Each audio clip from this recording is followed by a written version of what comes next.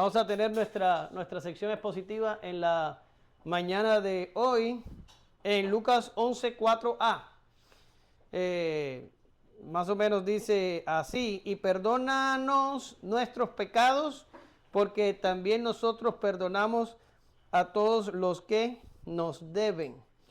Antes de comenzar con la lectura del texto áureo, como este mensaje va a quedar grabado y lo vamos a subir a las redes sociales, quiero de alguna manera inmortalizar lo que voy a hacer ahora. Quiere decir que quede en video para testimonio de cualquiera que lo escuche.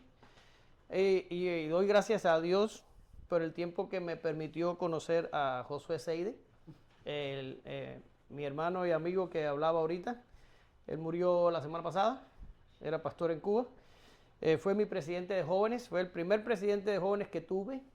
En algún momento salió de misionero, y diferente a muchos que solo trabajan para el vientre, no se vino de misionero a Estados Unidos o se fue de misionero a un país fácil, se fue de misionero a Haití, y en Haití fue misionero muchos años.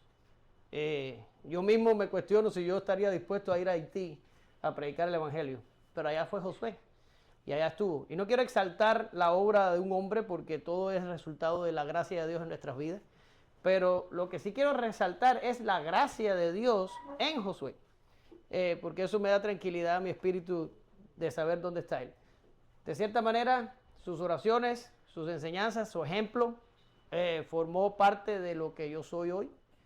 Nos conocimos por 25 años. Incluso ya viviendo aquí en Estados Unidos tuvimos relación, comunicación. Doy gracias a Dios por Josué Seide. Muchas gracias por él. Eso es todo. Vamos a leer la Biblia en esta mañana.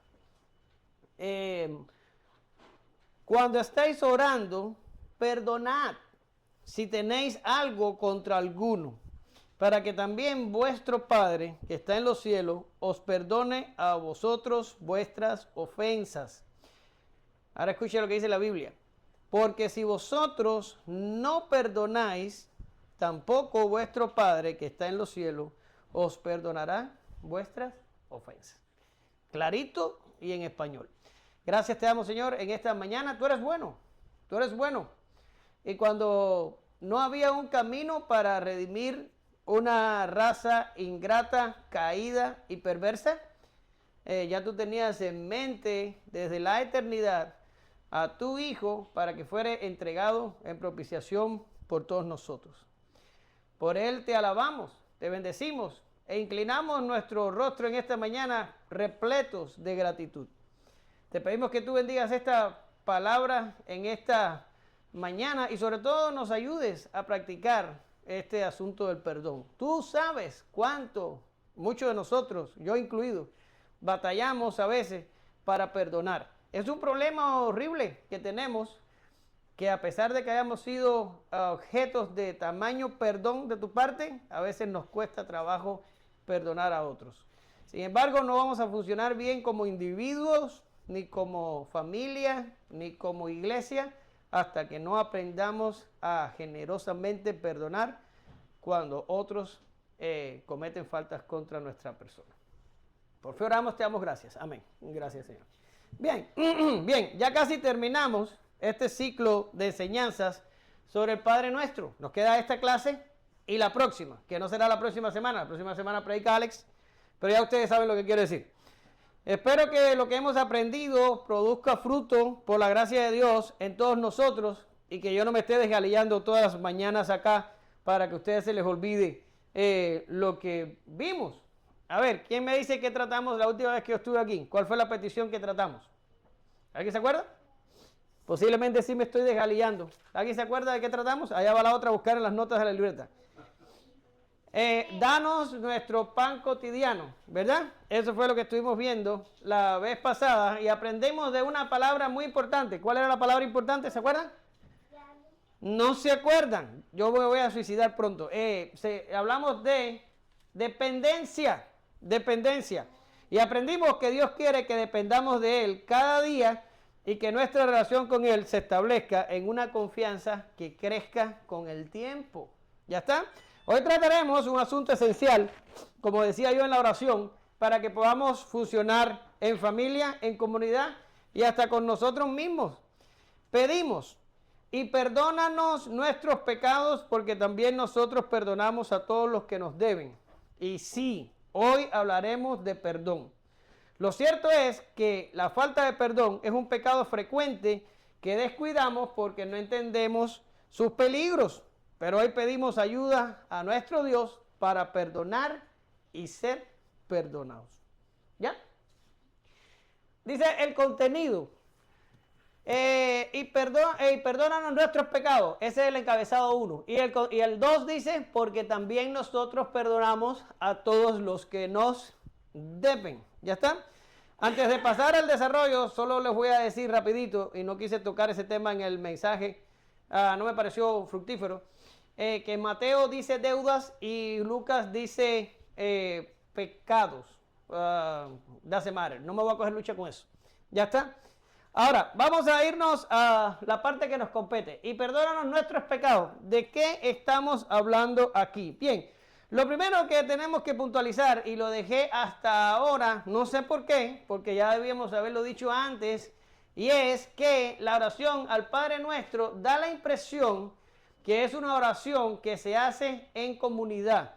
Quiere decir, no parece ser la clásica oración que usted hace cuando usted entra en secreto dentro de su aposento y usted ora a Dios. ¿Por qué? Porque la oración está en plural. Las peticiones están en plural. Dase cuenta que usted dice Padre Nuestro, no dice Padre mío. Ya está. Usted dice el pan nuestro, dánoslos. Ya ve que está hablando de comunidad. Y ahora, cuando pide perdón, dice, y perdónanos. Lo dice de nuevo en plural. No dice, y perdona mis pecados, como yo también perdono a otros. No dice eso, lo dice en plural. Eso da la idea de que la oración es una oración para ser hecha en presencia de otras personas o de otros hermanos.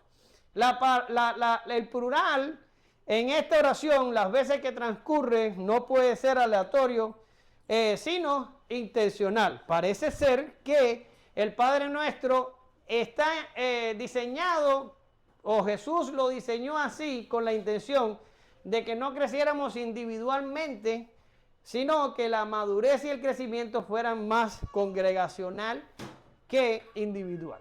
¿Ya? Y para que una iglesia o para que una comunidad de creyentes o para que un grupo de personas que se reúnen a orar pueda fructificar, crecer y madurar, es obligatorio que aprendan a perdonarse los unos a otros. De lo contrario, esto se va a convertir en una pelea de perros. Vamos a parecer una partida de locos acá adentro, llenos de resentimiento, envidiándonos y matándonos y despejándonos unos a otros. Lo mismo pasa en una casa cuando hay falta de perdón. Tenemos que aprender a perdonarnos unos a otros. Pero bueno, lo primero que hace la petición es pedir por los pecados que uno comete.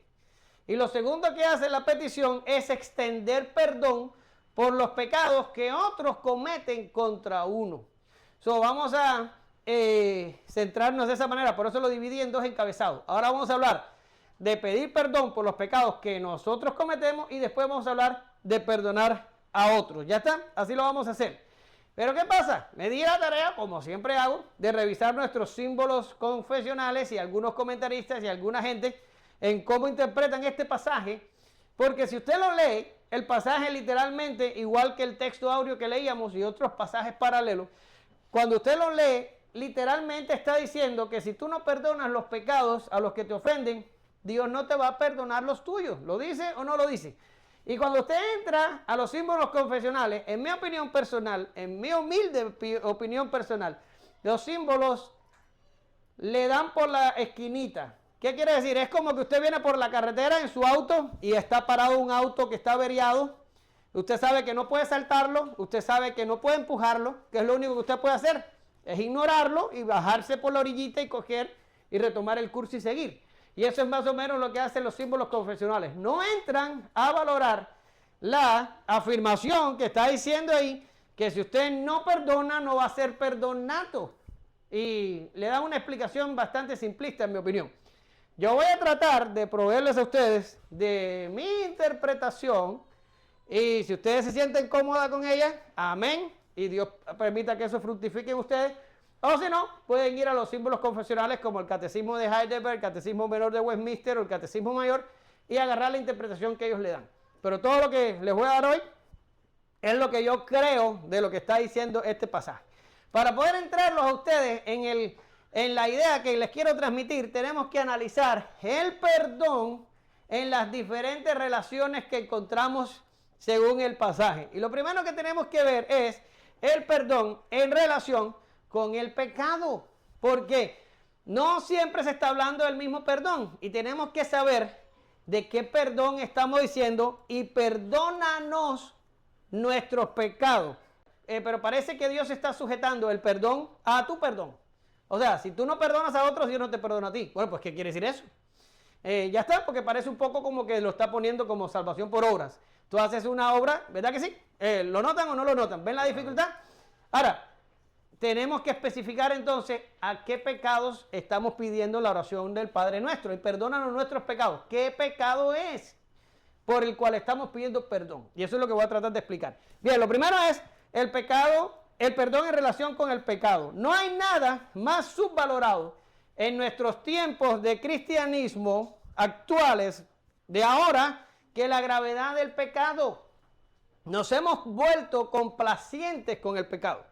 Realmente a las comunidades cristianas no les importa pecar. Y nosotros los bautistas que creemos que una vez que eres salvo, eres siempre salvo, pues peor todavía. Vamos a pecar si tenemos que pecar porque Dios de todas maneras nos va a salvar. Y esto es una perversión de cualquier principio calvinista que haya existido en teología. Pero no importa, la gente así lo piensa. Y nos hemos vuelto indulgentes con el pecado. No nos importa sus consecuencias y no lo vemos como una cosa grave. Y usted va a decir, ¿y por qué piensas eso? Bueno, pues por ejemplo, nos hemos inventado los conceptos como una mentira blanca, la tenía que decir, tú sabes, no le va a hacer daño a nadie, es por el bien de la persona. No existe ningún bien cuando tú metes una mentira o cuando dices una mentira. O cuando digo, ay, Katie, tenle paciencia, Martín siempre ha sido así, pobrecito, es el pecado que tenemos todo, como dice Abraham, hay que soportarlo como es. Pobrecito Martín. Y cosas similares a esta. No nos damos cuenta que el pecado es grave. El más mínimo que cometamos es algo grave. ¿Por qué? Porque estamos pecando contra Dios. ¿Usted lo ve? No peca contra los hombres, usted peca estrictamente hablando contra Dios. ¿Y quién es Dios? Bueno, pues ese es el problema. Que la gente que se toma poco el pecado, a mí me gusta decir esta frase y dice, aquellos que sin temor pecan contra Dios son idólatras por necesidad. ¿Y por qué digo esto? Porque para que una persona peque sin preocupación es porque tiene un Dios inventado, tiene un Dios en su cabeza que no es el Dios verdadero, que no es el Dios que está en la Biblia, es un ídolo, es un Dios demasiado amoroso, poco justo o incluso malo y perverso en su naturaleza. Pero nada de esto se parece al Dios de la Biblia. El Dios de la Biblia es súper santo, perfectamente santo, infinitamente justo, perfectamente justo. Y si tú cometes un pecado, estás cometiendo un acto gravísimo delante de Dios. Es algo que usted no lo está haciendo contra cualquier persona, lo está haciendo contra la persona de Dios. Es grave. Ahora, solo quiero pensar que la gente que peca así, son simplemente ignorantes y no tienen la más menor idea de quién Dios es. Y si dice que alaban a un Dios posiblemente creado por ellos mismos. Son idólatras. ¿Ya? Porque si conocieran al Dios verdadero, lo pensarían dos veces antes de hacerlo. La magnitud odiosa del pecado delante de Dios puede ser concebida a la luz de la magnitud majestuosa del Hijo de Dios muriendo en la cruz. Y esto te lo voy a explicar con un ejemplo. ¿Ya? Cuando suceden los tornados son eventos que ocurren tan rápido que no da tiempo a la ciencia a hacerle mediciones para saber qué tipo de tornado es. Aquí en Estados Unidos los tornados se clasifican de la F1 a la F5, no sé si lo sabían. Pero ¿cómo determinan los meteorólogos el daño de los tornados? Lo determinan por la cantidad la fuerza del tornado la determinan por la cantidad de daño. Es decir, después que pasa el tornado, miran el daño y dicen, esto es un F1, es un F5, es un F3. Así es como lo determinan. Pues no da tiempo a meterle algo para saber qué es lo que es de otra manera. ¿Lo ven? Bien, voy a ponerte el ejemplo. Mira la pizarra. En estos dos autos que tengo aquí, ¿cuál auto sufrió un peor accidente? ¿El de la derecha o el de la izquierda? ¿El de la derecha? Así, el de la derecha, sí, porque, sorry, tú y yo estamos cambiados. Sí, exacto. El del lado ya, el gris, tuvo un accidente peor. ¿Por qué? Porque usted ve que el daño hecho en el auto es peor que en este daño. Aquí posiblemente la persona salió sonriente, allá la persona probablemente terminó en el hospital. ¿Ya? Y para que usted tenga una idea de lo horroroso, ignominioso, malvado, escandaloso que resulta el pecado para Dios, su pecado y mi pecado, para que usted se dé cuenta lo grave que es pecar contra Dios, yo te voy a poner una imagen similar para que tú puedas comparar el daño. ¿Estás listo? Deja que la pantalla refleje. ¿Sí? ¿Estás entendiendo por dónde voy? ¿Qué requiere Dios para poder perdonar tus pecados y mis pecados? ¿Qué requiere? ¿Puedes comprar tu salvación o tu perdón? ¿Lo puedes? Lo dice por allá el Antiguo Testamento. No se puede. No puedes comprar la salvación de tu prójimo. Es demasiado costosa. ¿Qué ganare todo el hombre si gana el mundo entero, pero pierde? ¿O de qué le aprovecha a todo el hombre ganar el mundo entero si pierde el alma? Quiere decir, tú puedes tener el mundo, puedes ser el dueño de todo lo que hay en este planeta y perder todavía tu alma. No existe un precio que puedas dar tú por el alma. ¿Qué requiere Dios? La muerte de la segunda persona de la Trinidad en la cruz. Eso te da la idea de lo grave que es pecar. Requirió la muerte del Hijo de Dios en la cruz. No moriste tú, no morí yo, no murió la persona más buena que tú has conocido en tu vida, ponle nombre y compara. Murió Jesús de Nazaret.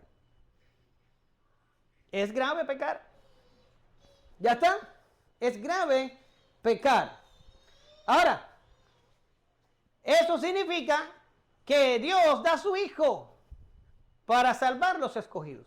Y eso nos lleva al próximo inciso. El perdón en relación con la justificación. Jesús en la cruz del Calvario en la cruz y en su vida de 33 años sobre la tierra, hizo con nosotros lo que usted cantó hace unos 20 minutos atrás. ¿Qué fue? Un glorioso intercambio.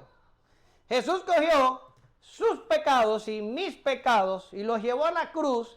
Esto lo hizo judicialmente hablando, ¿verdad? La culpa y el castigo la sufre él en la cruz y en la muerte, para que usted no tenga que sufrirla jamás.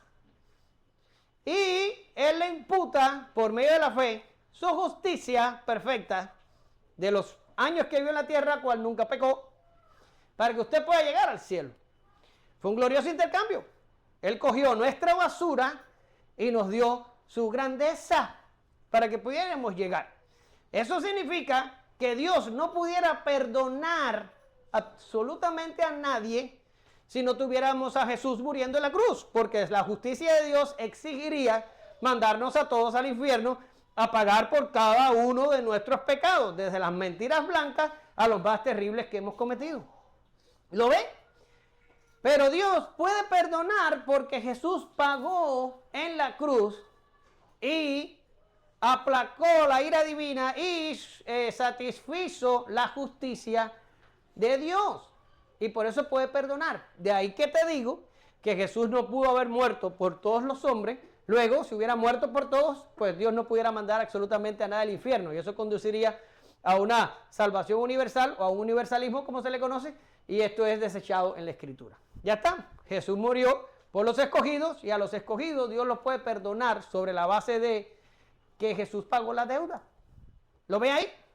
Ahora, cuando una persona es justificada por medio de la fe. Esto es un acto que ocurre en el tribunal de Dios, es externo a usted, no tiene nada que ver con usted. Usted cree e inmediatamente en el momento que cree, o como diríamos en teología, en el momento que usted ejerce fe, ya usted es justificado en el tribunal de Dios. Lo dice Romanos 5:1, ¿verdad que sí? Ahora, ¿qué significa esto? Significa que sus pecados pasados, presentes, escuchen, y futuros son remitidos, son borrados, son perdonados, son quitados, son echados en el fondo del mar y Dios nunca más se acuerda de ellos. No es que Dios sufre amnesia y que se le olvida, no, esto no puede pasarle a Dios, pero Dios no le va a tener en cuenta a usted sus pecados, usted no puede ser condenado jamás porque usted ha sido absolutamente justificado, usted ha sido perdonado. ¿Usted lo ve? Esto pasa cuando usted cree a Jesucristo. Sus pecados son perdonados, borrados, remitidos. Se acabó el pecado. Usted no puede ser condenado. Ya Jesucristo pagó por usted en la cruz del Calvario su castigo. ¿Lo ven? Y usted es perdonado ahí. Por tanto, ¿cuándo usted es justificado? Cuando ejerce fe. ¿Cuándo usted ejerce fe? En la conversión. ¿Qué pasó antes de la conversión? La regeneración. Y en la conversión, usted se arrepiente de sus pecados, se arrepiente, que es el metanoia, su mente cambia y usted se mueve en otro sentido diferente al de antes, ¿verdad que sí?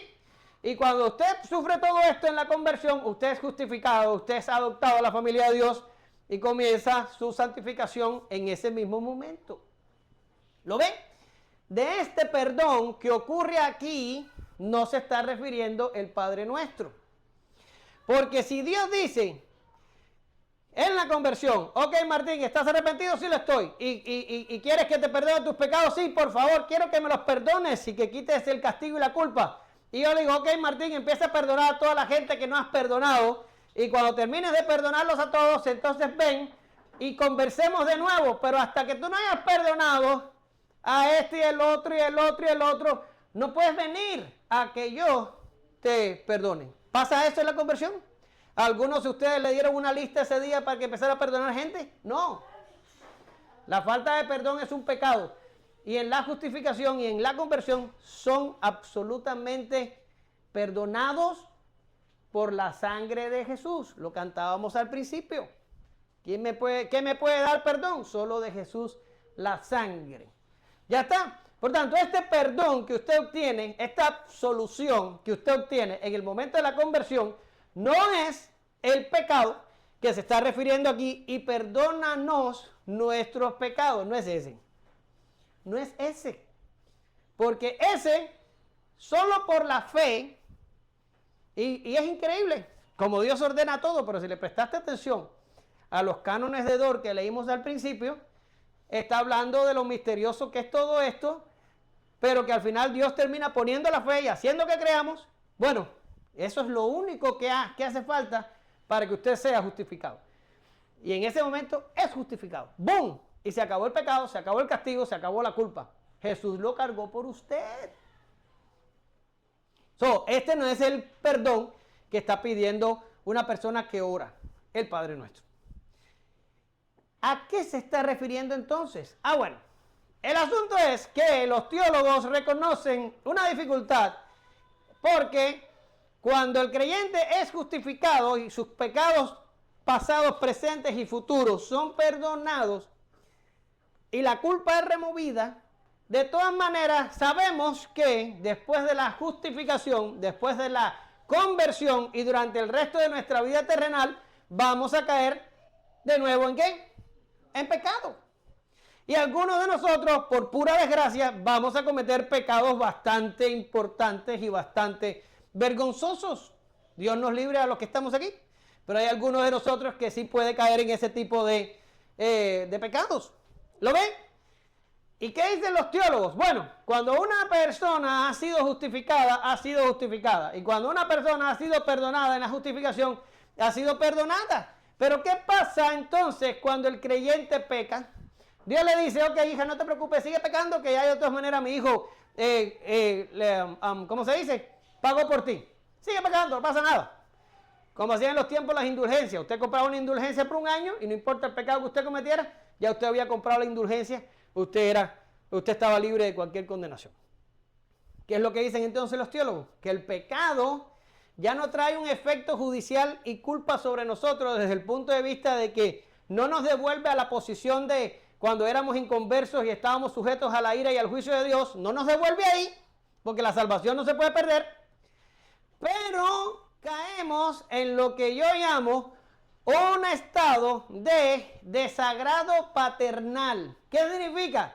Con nuestro pecado actual y con nuestra desobediencia y con nuestra persistencia para hacer lo que Dios nos dice que no hagamos, Dios se desagrada, contristamos al Espíritu Santo y podemos empezar a perder beneficios que como hijos de Dios tenemos.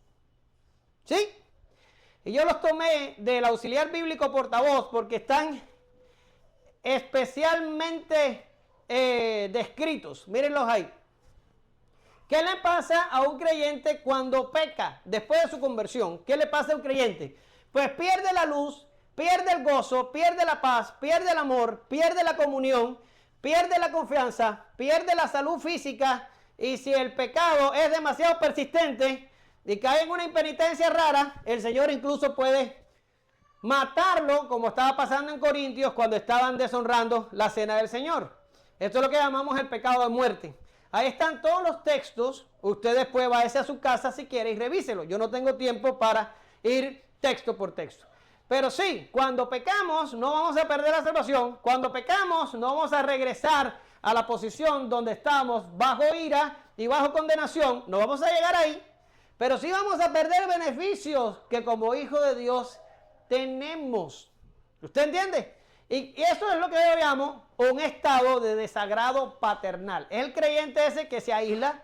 Cuando tú ves que alguien deja de venir a la iglesia y ya no se quiere congregar y está enojado y está fastidiado y es una persona que está totalmente en desagrado paternal. ¿Lo ven? Ahora, voy a ponerte una tabla en la pizarra para que tú compares el efecto del pecado en un creyente y para que tú compares el efecto de un pecado en una persona que no es creyente, para que una vez entiendas el efecto entre uno y el otro y no te dé dudas nunca más al respecto. Mira, ¿ves? Aquí tienes la misma lista, te le tuve que quitar las citas porque no me cabía la diapositiva, pero allá sí tienes las citas porque allá te lo estoy presentando por primera vez. ¿Qué le provoca a un inconverso el pecado? Una persona que no tiene a Jesucristo, ¿qué le hace el pecado? Bueno, el pecado entorpece los oídos, oscurece sus ojos, desvía sus pies, corrompe su lengua, engaña su corazón, devora su intelecto y condena su alma. Eso también lo saqué del auxiliar bíblico portavoz. ¿Usted se da cuenta del efecto en el impío y el efecto en el creyente? Del lado acá no provoca condenación, pero te hace caer en un estado de disconformidad donde tú sufres efectos y también sufres juicio de Dios. Nosotros lo llamamos disciplina. ¿Ya? Cuando Dios te coge y te dice, vas a pecar, te voy a apretar. Que fue exactamente lo que le pasó al hijo pródigo. Usted se acuerda, ¿verdad? Al inconverso no. Al inconverso el pecado le entorpece sus oídos, le oscurece sus ojos, le fastidia la existencia, le acaba el intelecto, le desvía los pies y le condena el alma. El inconverso peca para condenación. Usted peca y cae en desagrado paternal. ¿Ya está? ¿Qué tiene que hacer un creyente después de la conversión? ¿Ya? Después de la conversión, cuando peca, usted tiene que pedir perdón. Pero va a pedir perdón para recuperar lo que usted perdió cuando pecó. ¿Qué cosa fue? La luz, el gozo, la paz, el amor, la comunión, la confianza, incluso la salud física. Si ya se murió, ya te tragaste la chapa. Pero si todavía estás vivo, puedes pedir perdón y Dios te perdona y recuperas lo que perdiste cuando pecaste. Pero no pierdes tu salvación. ¿Usted lo entiende? Por tanto, el pecado que se está refiriendo, la oración del Padre Nuestro, cuando dice, y perdona nuestros pecados, se está refiriendo a los pecados cometidos después de la conversión. y usted no está pidiendo una remisión por el pecado que remueva el castigo y la culpa, eso no. Eso pasa una sola vez en la vida y sucede en la conversión por medio de la justificación. ¿Ya lo entiende cómo es la onda? Pero cuando usted peca, en la línea temporal, después de la conversión, usted todavía tiene que arrepentirse para recuperarse del desagrado paternal. Y esa es la manera en la que Dios te disciplina para que tú te mantengas santo. ¿Lo ves? Para que tú te mantengas santo. Esa es la explicación que yo encuentro para distinguir entre el pecado del que nos libramos cuando nos convertimos y el pecado por el cual pedimos después que somos creyentes. ¿Lo entendió o no lo entendió? ¿Qué busca Jesús cuando nos manda y perdona nuestros pecados? Y perdona nuestros pecados. Bueno, lo que busca Jesús es esto. Busca la santidad en la iglesia. Una iglesia sin mancha ni arruga. Ese es el ideal y no menos que eso. Efesios 5:27 así mismo lo dice, no se lo traje. La iglesia tiene que ser sin mancha ni arruga. Si usted es creyente, usted tiene que vivir en santidad. Si usted no vive en santidad, usted cae en desagrado paternal y Dios le va a emitir juicio y lo va a corregir hasta que usted rectifique su camino. ¿Lo ven? El pecado corroe las comunidades cristianas, desintegra las familias y destruye a los individuos. No estamos hablando de inconversos que pecan y que Dios les cobra sus pecados en el infierno. Estamos hablando de creyentes que se endurecen a sí mismos y traen descrédito a sus congregaciones, vergüenza a su familia y juicio de Dios sobre sí mismos. Miren los textos que les traigo. Miren los textos y piensen. Si pues no nos examinásemos a nosotros mismos, no seríamos juzgados. Mas siendo juzgados, somos castigados por el Señor para que no seamos condenados con el mundo. ¿Lo ven? Quiere decir, Dios va a juzgar su pueblo, Dios va a juzgar sus hijos cuando cometen pecado y no se arrepienten, para no tenerlos que condenar con el mundo. ¿Lo ven? Él va a buscar en usted una reconciliación y una santidad para después no tenerte que condenar con el mundo. El otro texto de Hebreo dice: por lo cual, levantad las manos caídas y las rodillas paralizadas, y haced sendas derechas para vuestros pies. ¿Para qué? Para que lo cojo no se salga del camino, sino que sea sanado. Mirad bien, no sea que alguno deje de alcanzar la gracia de Dios, que brotando alguna raíz de amargura os estorbe, y por ella muchos sean contaminados. Hebreo 12, 13 y 15. ¿Ya? ¿Se da cuenta la exhortación? La exhortación a los creyentes es a mantenernos santos, porque si no nos mantenemos santos, el Señor se va a ocupar de darnos palo, ¿entienden la frase, verdad? Hasta que entiendas que aquí no se puede pecar. Hermano, no, olvídate de eso. Si yo me canso de pecar, y a mí no me pasa nada. Bueno, pues Hebreos, ahí mismo en ese capítulo, tiene la respuesta para ti. Y te está diciendo, si cuando tú haces lo malo, tú no recibes la disciplina de Dios, ¿quién tú eres, hijo mío? ¿Quién tú eres? La epístola de los Hebreos lo dice clarito. Dice, tú eres un bastardo. Tú no eres un hijo. Solo el inconverso prospera cuando peca. Te lo voy a volver a repetir. Solo el inconverso prospera cuando peca. Si tú mintiendo, haciendo trampa, creando sufrimiento a las personas y haciendo lo malo, a ti te va bien y tú te sientes bien, no pierdas el tiempo con la iglesia. Tú no eres un creyente y probablemente no lo vas a hacer nunca. Cuando tú eres un hijo de Dios y pecas, el bill del pecado te viene más rápido que el bill de la corriente. El bill que más se le teme en esta casa mía es la corriente. Yo voy a pagar hasta $300 este mes por la dichosa corriente. La mitad de lo que pago en hipoteca. Pues cuando tú pecas, el bill del pecado te viene más rápido que el bill mío de la corriente. Porque Dios está comprometido con tu santidad. Y no te la va a dejar pasar. Si tú pecas, Dios te va a visitar con juicio hasta que bajes la cabeza y digas, perdóname, Señor, como dicen los mexicanos, la regué otra vez, ayúdame a no regarla. ¿Sí? Ese es el pecado que se está arrepintiendo, que Jesús manda a arrepentirse en el Padre Nuestro. al pecado que cometemos por cabezones, por ingratos, por descarados. ¿Descarado es fuerte para ustedes? Ah, sí, porque necesito que lo sea. Sí, por eso. Pero ese pecado ya fue redimido en la cruz y ya fue perdonado en la justificación. No vamos a recibir infierno por él, pero vamos a recibir pérdida de beneficios por los cuales tenemos que orar para recuperar. ¿Lo entiende ahora? Y la última textos los tengo aquí. Mira que dice, por tanto, si traes tu ofrenda al altar y allí te acuerdas que tu hermano tiene algo contra ti, deja allí tu ofrenda delante del altar y anda, reconcíliate primero con tu hermano y entonces ven y presenta tu ofrenda. ¿Qué está diciendo el texto este? La iglesia bíblica promoverá la búsqueda diaria de perdón, exhortando a los creyentes a la santidad por medio de una enseñanza clara acerca del pecado y sus consecuencias y por un establecimiento de mecanismos de disciplina local. ¿Qué significa? No podemos venir el domingo a reunirnos aquí y a tomar las partes y a hacer las cosas que hacemos si tenemos pecados los unos contra los otros. No podemos. La Biblia te dice, si tú te vas a parar aquí y vas a traer tu ofrenda, pero si te vas a quedar allí y vas a cantar un coro o un himno, lo vas a cantar. Si te vas a poner a oír un mensaje y te acuerdas que hay un hermano que está sentado a 3 metros de ti y tiene algo contra ti, Dios te dice, para, no hagas mi altar, ¿cómo se dice? Inmundo. No lo contamines con tu falta de perdón. Para y vete y reconcíliate con tu hermano. Es más importante que haya santidad en medio nuestro, que haya armonía en medio nuestro, a que todos fajados entre todos se presenten delante de mí y contaminen mi nombre.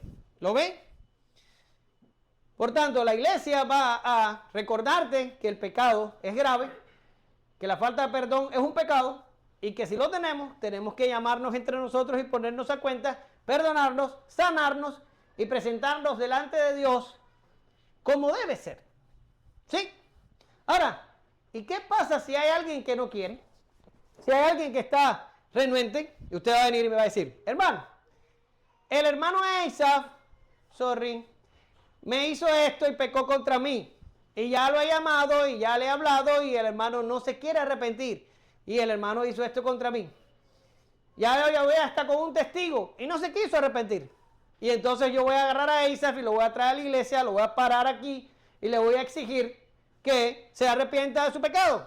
Y si él no lo hace, lo vamos a expulsar de aquí y lo vamos a mandar para que él vaya con Calvary o con los testigos de Jehová, con los católicos o con quien quiera que le dé la gana, pero aquí no puede estar.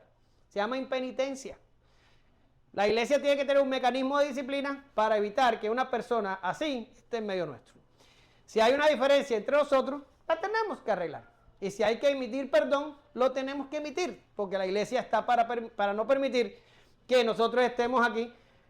El hermano Martín el año pasado, en noviembre, me hizo esto. Y después vino Diana y me hizo lo otro. Y después tengo toda una lista. ¿Qué? Hay un gracioso por ahí que dice, las mujeres cuando se discuten con sus maridos no se ponen histéricas, se ponen históricas. Porque le recuerdan todos los pecados que los maridos han cometido desde 1905 hasta la actualidad. Una falta de respeto total entre creyentes. Vergonzoso entre creyentes que tengamos una lista. Dios nos manda a parar la ofrenda, a parar, sobre todo la cena. ¿Cómo vas a venir a tomar la cena y estar embronqueado con otro hermano? Ahora voy. Confesaos, Santiago, no lo tengo. Aquí, confesaos vuestras ofensas unos a otros, ¿ves? Unos a otros y orar unos por otros. ¿Para qué? Para que seáis sanados. La oración eficaz del justo puede mucho. Santiago 5:16. Next one.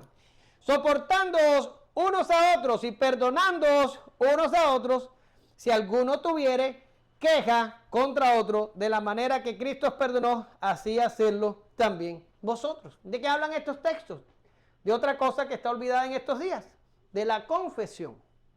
¿Sí? De la confesión. usted comete un pecado, usted tiene que confesarlo. Por Dios, ¿verdad?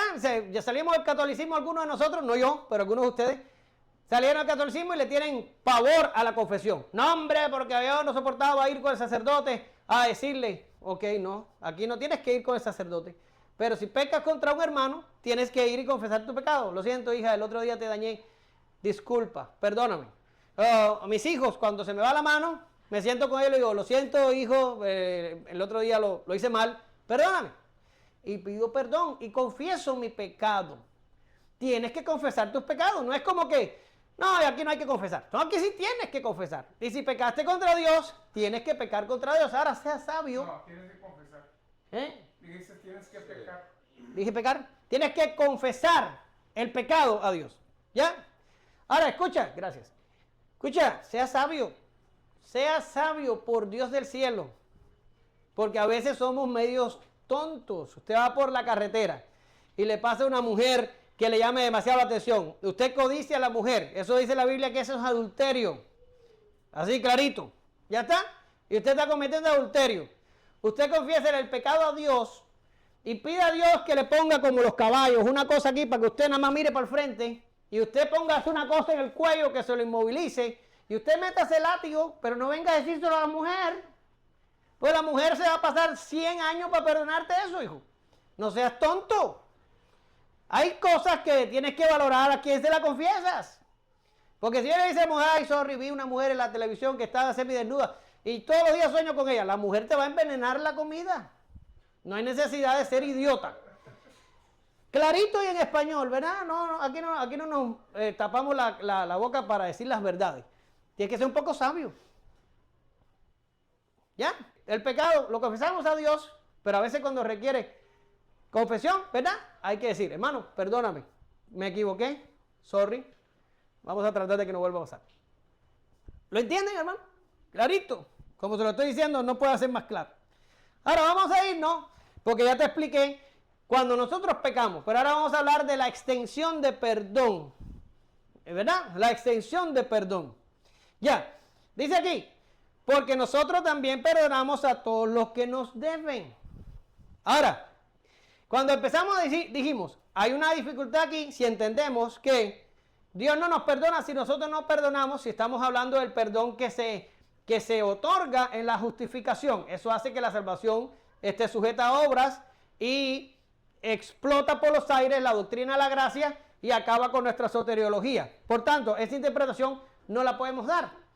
Pero ¿qué es lo que significa que Dios no nos perdona a nosotros cuando nosotros no perdonamos? Bueno, es este problema del desagrado paternal.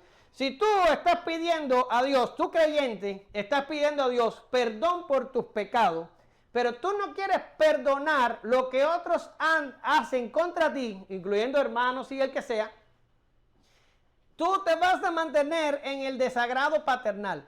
Dios te va a tener sujeto a disciplina hasta que tú otorgues perdón. Eso es lo que está diciendo el pasaje. ¿Lo entiendes ahora? Eso no es que, no te voy a perdonar, te vas a ir al infierno si tú no perdonas. No, ese caso no.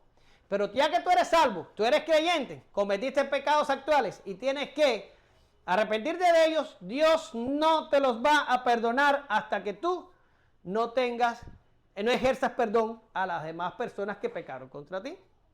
Por eso leíamos a Richard Baxter. La persona que no perdona a otros quema el puente por el que él tiene que transitar. ¿Cómo yo no voy a perdonar a Emanuel que peca contra mí si yo voy a pecar mañana o pasado mañana contra Dios y voy a tener que venir a pedir perdón? Moraleja, ¿cómo le voy a negar el agua a él si yo también tengo que tomar de la misma agua? Porque todos pecamos y todos somos como somos y en un momento determinado la vamos a regar. Hay que extender perdón para que Dios también nos pueda extender perdón. No el perdón de la salvación, pero sí el perdón actual que nos permite recuperarnos del desagrado paternal. ¿Usted lo ve? Por tanto, porque nosotros también perdonamos a todos los que nos deben, no está hablando de una precondición al perdón divino. No está hablando de eso. A ver. Cuando dice ahí a todos los que nos deben, hay otras versiones que dicen a todos los que nos ofenden, ¿es lo mismo? Es lo mismo. Te dije al principio de la clase que Mateo dice ofensas y que Lucas dice, dice deudas Mateo y que Lucas dice pecados. Pero no me voy a meter en eso. Es lo mismo, pecado, ofensas, deuda. El problema es que están usando el lenguaje Mateo del Antiguo Testamento. Pero, doesn't matter, es lo mismo, son pecados. Ahora, a donde iba, no es una precondición al perdón divino. El perdón que ocurre en la salvación y en la justificación, en la conversión, es un perdón que está gratuitamente provisto por los méritos de Cristo en la cruz. Y te traje texto, yo sé que tú lo tienes claro, pero esto se ve online, no muchos lo ven, pero para que los que lo vean sepan. Ya, mira textos, porque esto es mi sangre del nuevo pacto, que por muchos es derramada, ¿para qué? Para remisión de los pecados. Eso es Mateo 26, 28. Romanos 3, 23, 25. Por cuanto todos pecaron, están destituidos de la gloria de Dios, siendo justificados gratuitamente por su gracia. Es la pasada.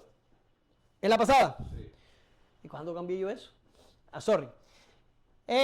Por su gracia es gratuito, mediante la redención que es en Cristo Jesús, a quien Dios puso como propiciación por medio de la fe en su sangre, para manifestar su justicia a causa de haber pasado por alto en su paciencia los pecados pasados.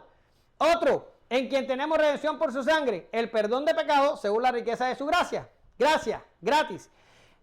Otro, esto es Efesios 1:7, Colosenses 1 del 13 al 14, el cual nos ha librado de la potestad de las tinieblas y trasladado al reino de su amado Hijo, en quien tenemos redención por su sangre y perdón de pecados. Quiere decir, el perdón que recibimos cuando nos convertimos es un perdón gratuito que recibimos por la fe. ¿Qué pasó ahora? Sí, pero todavía no llego. Voy para allá. Sí, ya lo dijiste. Pero es que yo lo anoté, yo lo he dicho. Eso.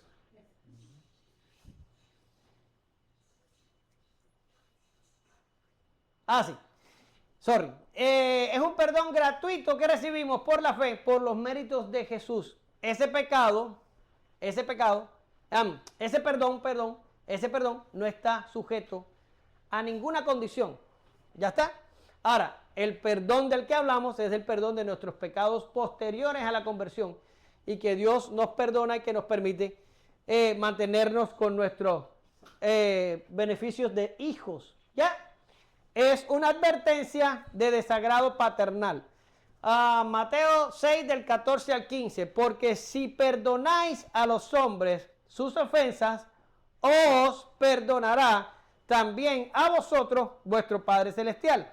Mas si no perdonáis a los hombres sus ofensas, tampoco vuestro Padre os perdonará vuestras ofensas. Esto es un pasaje que nada más se le puede aplicar a un creyente que ha sido salvado y perdonado. Y Cristo te está diciendo, tú creyente, si no perdonas tus ofensas a otros, o sea, las ofensas que otros cometen contra ti, Dios no te perdona tus ofensas posteriores a la conversión y te vas a mantener en un desagrado paternal, sujeto a la disciplina de Dios, hasta que tú des el perdón, otorgues el perdón. ¿Ya está? Ahora, la próxima. Esto es un resultado de un corazón cambiado por la gracia. La pregunta es, ¿cuán difícil es para nosotros perdonar?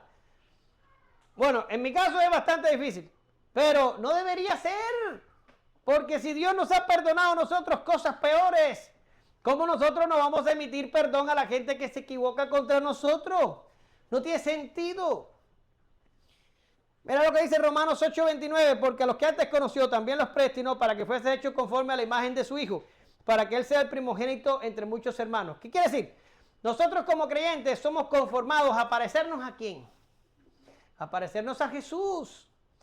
Y no nos parecemos a Jesús cuando retenemos el perdón. No nos parecemos a Jesús cuando nos amargamos y tenemos raíces de amargura. No nos parecemos a Jesús cuando queremos vengarnos de los hermanos o de los familiares o del que sea. No podemos ejercer venganza. ¿Ya? Ahora, cuando lo hacemos, estamos negando la gracia de Dios en nosotros. Estamos diciendo, no, Yo no sé de qué perdón estás hablando. Porque al que se le perdona una deuda grande, es capaz de perdonar una pequeña. Pero al que no se le ha perdonado nada y no ha experimentado nada, ¿qué sabe de eso? ¿Entiende lo que quiere decir? Antes sed benignos unos con otros, misericordiosos, perdonándoos unos a otros, como Dios también os perdonó a vosotros en Cristo. ¿Has sido perdonado? ¿Te han borrado tu cuenta? ¿De verdad te la borraron? Entonces, ¿por qué es tan difícil que, ¿cómo se llama? Perdonemos. Debería ser fácil. Ahora, de aquí también se deduce que una persistente disposición a ignorar la exhortación de la palabra que nos manda a perdonar y al Espíritu Santo que internamente nos contriñe puede conllevar a un estado de impenitencia que puede indicar la realidad de un corazón no regenerado y como tal evidencia de que esa persona no es creyente y que practica una religión externa. Es decir, si tú no perdonas es porque tú no has sido objeto de la gracia y del perdón divino. Y si tú no has sido objeto de la gracia y del perdón divino, tú no eres creyente. Y si tú no eres creyente, tú estás practicando una religión externa. O sea, tú crees que eres creyente porque vienes y te sientas y escuchas, pero no lo eres.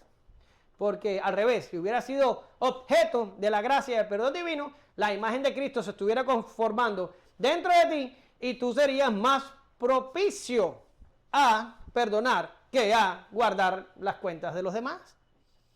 Ahora, ya para terminar, y estoy diciendo, ¿en serio? Bueno, sí, porque en esto me voy a demorar un rato.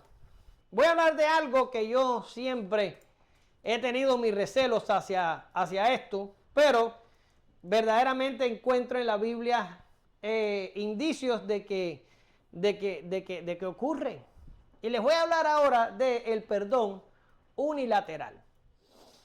Y es probable que la oración aquí cuando te dice como nosotros perdonamos a los que nos deben, esté hablando incluso de un perdón unilateral. Y quiero hablar un poquito del perdón unilateral. Es posible en una comunidad de creyentes, así como estamos nosotros ahora, el perdón unilateral no sucede. Pero ¿dónde hay perdón unilateral? Bueno, vamos a definirlo un poquito y después te sigo explicando. Es probable que el creyente tenga que lidiar con situaciones no ideales donde un perdón bilateral no pueda ser alcanzado. Y donde el perdón bilateral no es posible, la única opción sería el perdón unilateral. Ahora, hay muchos que resisten esta idea. Sin embargo, en la Escritura vemos ejemplos. Míralo, ahí te lo puse. Jesús emitió este perdón cuando estaba muriendo en la cruz. Y decía, Jesús, Padre, perdónalos porque no saben lo que hacen. Lucas 23:34a. Ahí Jesús estaba siendo castigado por los guardias y el Señor dijo, Padre, perdónalos, no saben lo que hacen. Ahora tú me vas a decir, bueno hermano, pero ese es Jesús, ¿qué ibas a esperar que hiciera? Bueno, mira, aquí está Esteban, muriendo por sus coterráneos, lo estaban apedreando, y dice, y puesto de rodillas, clamó a gran voz, Señor, no le tomes en cuenta este pecado, y habiendo dicho esto, durmió, que en realidad no se durmió, en realidad se murió, está usando un eufemismo ahí, Hechos 7:60. Ahora, Jesús y Esteban practicaron el perdón unilateral y esto me obliga a mí a hablar un momentico de perdón unilateral. Sinceramente, a mí no me gusta, yo me siento raro con esto, pero está ahí y lo tenemos que hablar. Ahora, ¿qué no es? Primero, para entender lo que es, tenemos que entender lo que no es. ¿Qué no es perdón unilateral? El primero, no es olvidar, porque a veces pensamos que tenemos que sufrir de amnesia para poder perdonar. No es así. Usted se puede acordar de la ofensa el resto de su vida. Pero el perdón es otra cosa. El perdón no es que se te olvida. El perdón es que tú decides no albergar resentimiento por la ofensa que se te ha cometido. ¿Ya está? No es justificar la ofensa. No es decir, hijo, yo sé que tú eres así. No te preocupes, yo te perdono. No es justificarla. Si lo hiciste mal, lo hiciste mal. Si lo regaste, lo regaste. Y está mal. Te perdono, pero está mal. No lo vuelvas a hacer. Ya está. Es como cuando Jesús salvó a la mujer de ser apedreada. Y le dijo, ¿dónde están los que te condenaban? No, se fueron. Y dice, bueno, pues yo no te condeno tampoco. ¿Pero qué le dijo Jesús después? Le dijo, vete y no lo vuelvas a hacer. Es decir, lo que hiciste está mal. Que yo te esté dando una carta de perdón para que tengas un día después de hoy. No significa que lo que hiciste estuvo bien, vete y no lo vuelvas a hacer. ¿Ya está? Ahora, no es un signo de debilidad. La persona que perdona unilateralmente no está mostrando debilidad, todo lo contrario, está mostrando una gran fortaleza. El D, no es eliminar las consecuencias. Esto es una cosa importante, porque a veces pensamos que perdonar es quedarnos como estábamos antes de la ofensa, y no es necesariamente eso. ¿Dónde vemos esto en su plenitud absoluta? En el pecado de David, ¿verdad? David era un creyente cuando pecó con Betsabé, era un creyente. Cometió pecados graves, los cometió. Dios perdonó su pecado. Yo diría que lo perdonó incluso sin pedirle arrepentimiento. Le dijo, Dios ha remitido tu culpa y ha perdonado tu pecado. Se lo dijo Natán, ¿ya? Y estaba genial, todo estaba bien. Pero ¿qué pasó? ¿Qué pasó? Hubo consecuencias hasta el día de su muerte, y después de la muerte de David hubo consecuencias por el pecado de David. Quiere decir, que una persona comete una ofensa contra mí y que yo la perdone, incluso unilateralmente, no significa que no hayan consecuencias.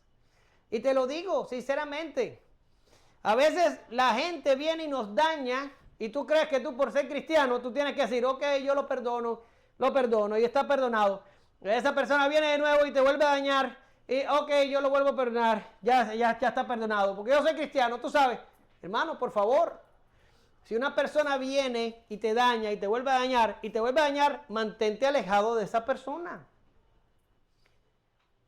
¿Entiendes lo que te digo? Pon límites. Voy a poner un ejemplo.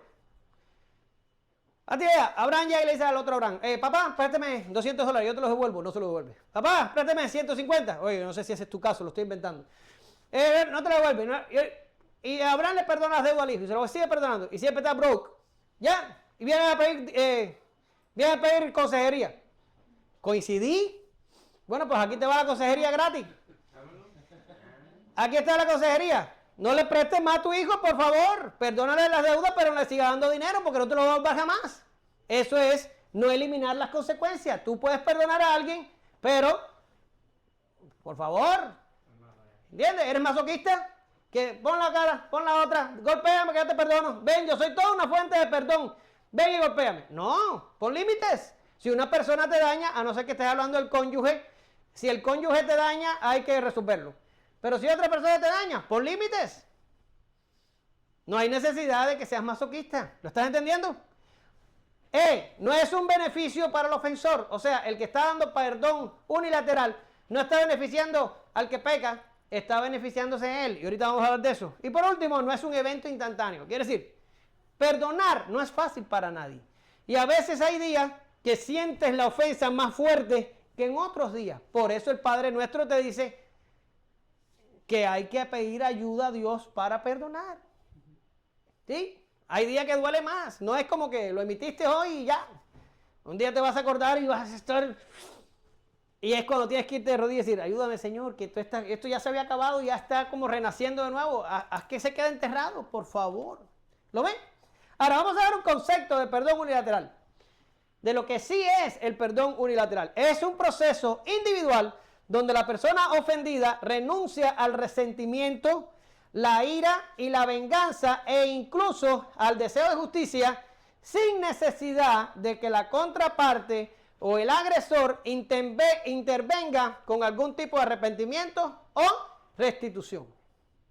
Ahora, yo les decía al principio, entre hermanos aquí, viéndonos la cara todos los domingos, eso no ocurre. ¿Ya? Si hay un problema, lo resolvemos, y nos arrepentimos y lo arreglamos. ¿Ya? Pero ¿dónde ocurre esto? Bueno, esto ocurre a veces con gente que se muere. Por ejemplo, tuviste un problema con un familiar y en el proceso de que estaba el problema, el familiar se murió. O se cambió de país y se fue a vivir a Europa, o se fue a México, a un lugar donde tú más nunca lo ves. O tenías un hermano en la iglesia aquí, tienes un problema con él y en el medio del problema el hermano se va y más nunca regresa a la comunidad de los santos nuestra aquí y ya no lo vuelves a ver. Y no hay posibilidad de arrepentirse y arreglar las cosas, es cuando entonces se te recomienda que hagas un perdón unilateral. ¿Ya está? A veces nuestros padres cometen cosas contra nosotros que lo tenemos ahí todavía en la cabeza, pero ya nuestros padres no están cerca de nosotros, o ya se murieron, o ya no están, o whatever la situación. ¿Y qué se te recomienda? Perdón unilateral. ¿Para qué? No estás buscando que la persona que te dañó se arrepienta, ni estás buscando de que te haga restitución. Lo que estás tratando es de sanar tú.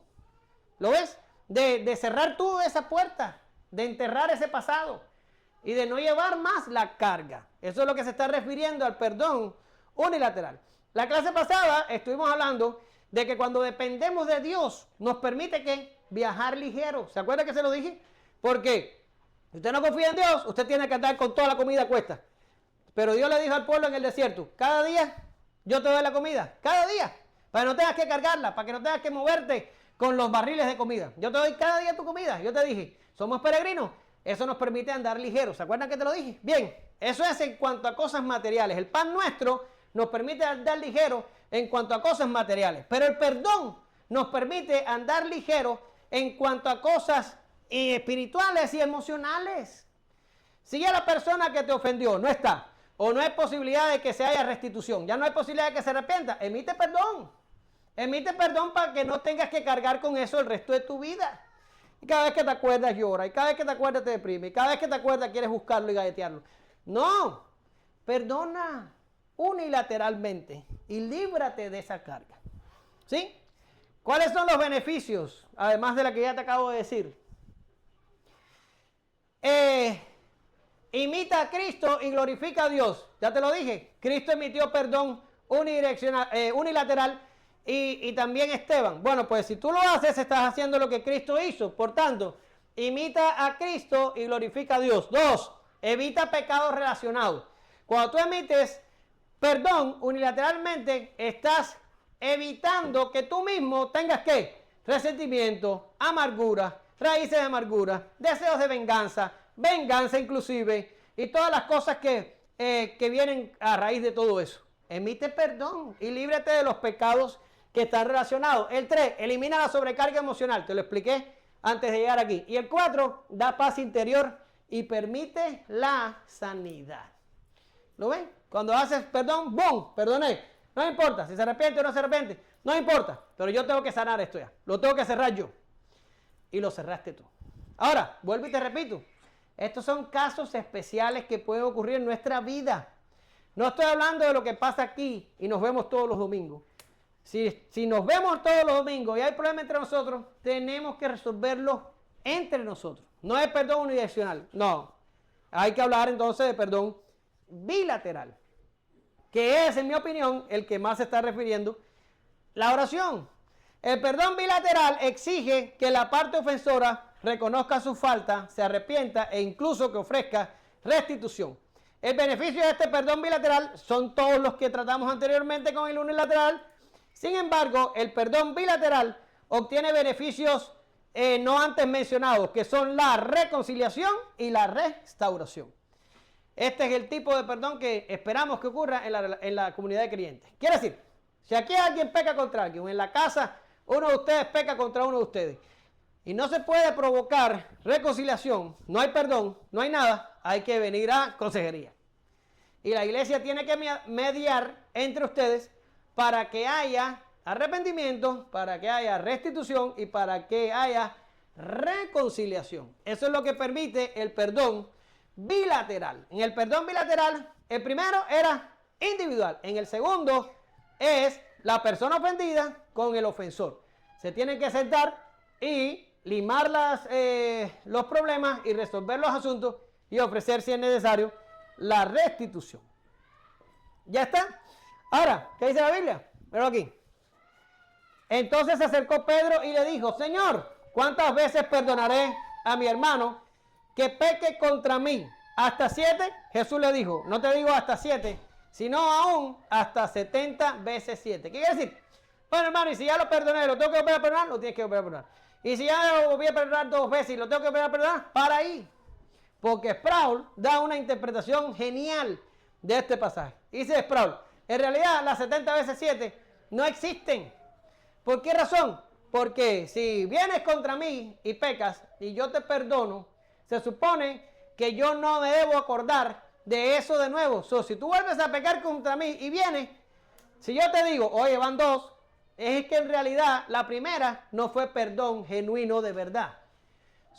El perdón te permite empezar en blanco cada vez que pides perdón. No es para que yo te lleve la cuenta. Oye, Martín, ¿cómo es? 70 veces 7, 490. Ya va para el 489. No.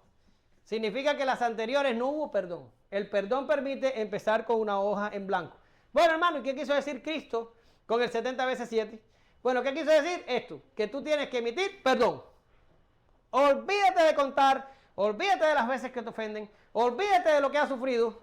Siempre que pequen contra ti, sobre todo tus hermanos de la fe, tienes que emitir perdón. ¿Y por qué? Porque a ti Dios te perdonó una carta que era más grande que la que tú tienes que perdonarle a otros. Tú lo sabes y yo lo sé. ¿Verdad que sí? Es como dice Spurgeon. Spurgeon dice, cuando la gente dice cosas malas acerca de mí, yo no me molesto, porque yo al final soy peor de todo lo que ellos piensan. Y así pasa con el perdón. A ti te van a perdonar. Dios te ha perdonado más de lo que tú vas a tener que perdonar. ¿Amén o no amén? Bien. El pecado es algo serio. Y aunque ya no va a mandar a un verdadero creyente al infierno, puede hacer de su vida terrenal otro infierno e incluso costarle la propia vida. Por eso es muy importante ser sensible a la voz del Espíritu cuando nos reprende y pedir perdón para evitar caer en un estado de desagrado paternal. Porque si confesamos nuestros pecados, Él es fiel y justo para perdonar nuestros pecados y limpiarnos de toda maldad. Primera de Juan 1:9. Pero cuidado, este perdón que es parte de nuestra santificación y que garantiza nuestros beneficios como hijos de Dios, puede verse estorbado cuando nosotros retenemos nuestra disposición de perdonar también a otros. En este caso, la sentencia es fuerte. Nuestro Padre no nos perdonará si nosotros no perdonamos. Así que como hijos amados y de acuerdo a la imagen del Hijo de Dios que es conformada en nosotros, sigamos sus pasos y perdonemos también a otros. Gracias te damos, Señor, en esta mañana.